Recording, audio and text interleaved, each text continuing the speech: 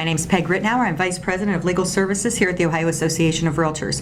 Today I'd like to talk to you about the Residential Property Disclosure Form. This is a form that as a residential realtor you probably use on a daily basis, but I thought it might be a good time just to review when the form's required, what transactions are exempt from use of the form, what to do if your seller won't fill out the form, and what the rescission rights are under this Ohio law. So let's talk first about when you need the form.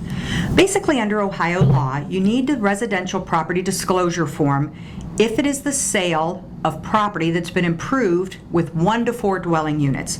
So if it's a single family home, a double, or a twin single as it's called in some parts of Ohio, or it's an apartment building with up to 4 units, you need to have the Residential Property Disclosure Form filled out by the seller upon the sale of that property. So based on that definition then, it's pretty obvious, I think, that you don't need the form on vacant land because it doesn't have any residential units. You don't need it on property that's purely commercial, such as retail property or commercial space that has no dwelling units.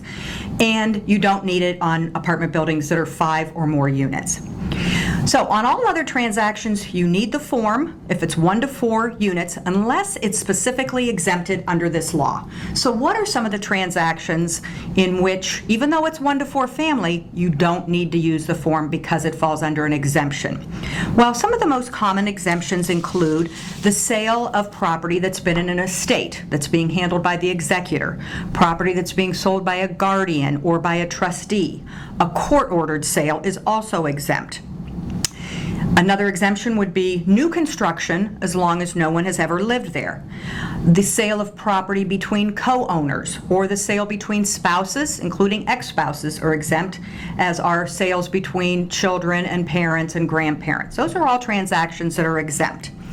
A few other exemptions are a sale of property by someone who's inherited the property. So let's say your parent died and you inherited the property and you put it on the market. You're not required to fill out a residential property disclosure form as long as you have not lived in the property for the last year.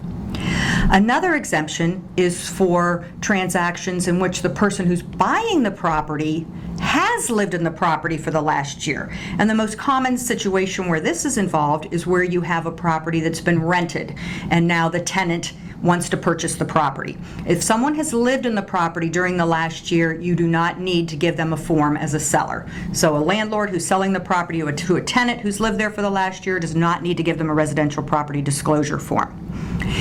There are a couple other transactions in which there's some confusion. The first one is investors, and many of our members and many sellers believe that as long as they haven't lived in the property, that they don't have to give a residential property disclosure form, and that's just not true. There is no exemption whatsoever for investors or people who haven't lived in the property. So if you have somebody who's purchased this property, they've used it only as a rental, and now a few years later or a few months later they've decided they want to put it on the market and sell it, they have to provide a residential property disclosure form to the purchaser of that property. The other main area of confusion is with respect to lender-owned properties, usually referred to as REO properties. So a bank who has now taken back title to this property, do they have to give a residential property disclosure form? Well, the answer to that really depends on how the bank acquired title to the property.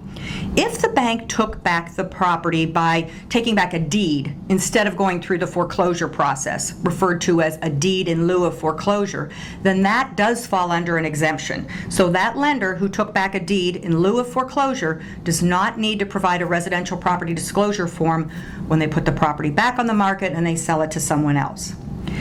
The same is not true, however, for banks that acquire title to the property through the foreclosure process and purchase the property at the sheriff's sale. If a bank does that, they go to the sheriff's sale, they're the highest bidder, and they acquire title to the property, they are technically required to fill out a form and provide it to a buyer upon resale of the property. Now, I know probably most of you are thinking, boy, that happens all the time and the bank just won't fill out the form.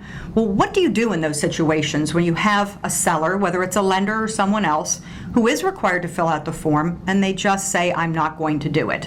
What's going to be the consequence? Well, really, if you look at the seller disclosure law, there's just one consequence, and that consequence is that the buyer will have certain rights to rescind that contract. Under Ohio law, the the buyer is to be given the form before they enter into a contract to purchase real estate, before they're bound by that purchase contract. If they don't get that form, they have the right to rescind the contract by delivering written, signed notice to the seller.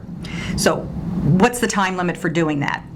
Basically, if they never receive a form, they have 30 days from the date of acceptance or closing, whichever occurs first, to rescind that contract. So let's say, for example, the contract was entered into on October 1st. The seller does not give the buyer a residential property disclosure form. The buyer realizes they should have received a form, and they now no longer want to purchase the property. They would have 30 days from the date of acceptance, or October 31st, or closing, whichever occurs first, to rescind that contract. Now, what about the situation where maybe the seller gives them a form, but they give it to them after the buyer is bound by a purchase contract? Does the buyer still have a right to rescind in that situation? The answer is yes. They still have the right to rescind because they got the form after they were bound by a purchase contract. Now, in that situation, they have to deliver notice of the rescission within 3 business days of receiving that late form. And again, that's going to be capped by the 30 days from the date of acceptance or closing, whichever occurs first. And the thing to understand is that nobody can rescind the contract once the transaction is closed, merely because they didn't receive the residential property disclosure form. So what should you do as a real estate agent if you have a situation where a seller says, I'm not going to give the form to a buyer? I believe I'm exempt, I'm not going to give them a form. Well, in that situation, you want to be able to document for your file that you notified your seller of Ohio's seller disclosure law and of the rescission rights that could exist. And then at that point, as long as you can document that you notified them of their right, you really won't have any type of negative consequence against you because of the seller's refusal to provide the form. You just want to be able to put some notes in your file, maybe in the form of an email to the seller, or at least some notes that you wrote that you gave the form to the seller, you asked them to fill it out, and they indicated they would not. We have a couple tools to help you on OAR's website with this issue. First of all, we've developed kind of a chart for you that identifies those transactions in which you need the form and those transactions in which you are not required to provide the residential property disclosure form to a buyer. The second document we created was a waiver form, an exemption form, so that if you have a situation where a seller is exempt from providing the form, they can sign this form, check off which exemption they qualify for, and you can put that in your file, and if ever questioned, you can show that the seller indicated they were exempt, and this was the reason why the seller said they were exempt. That form is purely voluntary. It's nothing that's required by Ohio law or by the Division of Real Estate, so you don't have to use it. We merely created that document because some of our members requested it, and I think many of them have found it to be helpful. Those two tools, the chart that lists those transactions on which the form is required and when it's not, and the exemption form, are both found in the legal section of our website, which is ohiorealtors.org. So just look under legal topics and you'll find that information there, as well as a white paper on disclosure issues. And there's Q&A in there about the Ohio Residential Property Disclosure Form. I hope you found this to be helpful to you as a real estate agent. And again, if you have any other questions, certainly feel free to visit our website, and we hope you find the information there you need. Thanks.